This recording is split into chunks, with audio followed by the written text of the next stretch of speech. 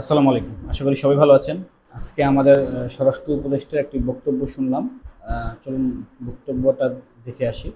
আপনারা সবসময় বললেন জিডি এবং ওই এই মামলা পুলিশ নিতে চায় না, এই জন্য এটা অনলাইনেই দিতে পারবে। সিলেট রিজনে কিন্তু আমরা অলরেডি শুরু করে দিচ্ছি, এটা পুরো বাংলাদেশে আমরা শুরু করে দিবে। যেমন আমরা দেখছেন এখন পাসপোর্টে পুলিশ ভেরিফিকেশনের দরকার পড়ে না, এইরকম এই ইসের জন্য আপনারা এই জিডি করতে, তারপরে করার জন্য, মামলা করার জন্য আপনাদের থানায় আসতে হবে না। ওনারা মূলত জিডি এবং মামলা অনলাইনে নেওয়ার বিষয়ে কাজ করছেন।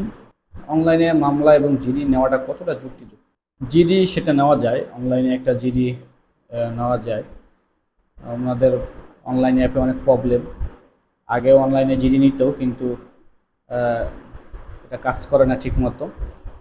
তো প্রায় সময় থানায় গেলে বললো অনলাইনে জিডি করেন, অনলাইনে জিডি করে নিয়ে আসেন, এবং মানুষকে বলে, কিন্তু এনারা কেউ অনলাইনে করতে পারে না। আমাকে আজ পর্যন্ত যতজন কল দিয়েছেন কেউই অনলাইনে সফল হয়নি। তারপর থানায় গিয়ে অনেক আকুতি মিনতি করে তারপরে জিডি করতে পারে। এখন আসি মামলার ক্ষেত্রে। জিডিটা আসলে অনলাইনে জিডিটা নেওয়া যায়, জিডিটা তাহামরি কিছু না।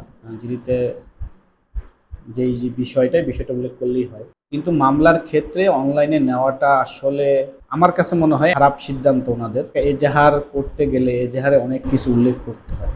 যখন কোনো কেস ট্রায়ালে যায় তখন এজাহারে কি ধরনের তথ্য দেওয়া হয়, কি বিবরণ দেওয়া হয়েছে, ঘটনার একটা ঘটনা সংঘটিত হয়েছে, সেখানে কি ধরনের তথ্য দেওয়া হয়েছে, এগুলো পুঙ্খানুপুঙ্খভাবে মামলার ট্রায়ালে উপস্থাপন করা হয়। এই ক্ষেত্রে যদি কোনো এজাহারে সঠিক তথ্য দেওয়া না হয়, আবার এজাহারের সাথে তদন্ত রিপোর্টে যদি মিল না পাওয়া যায়, সেই ক্ষেত্রেও দেখা যায় যারা ভুক্তভোগী তারা অনেকটাই ক্ষতিগ্রস্ত হয়।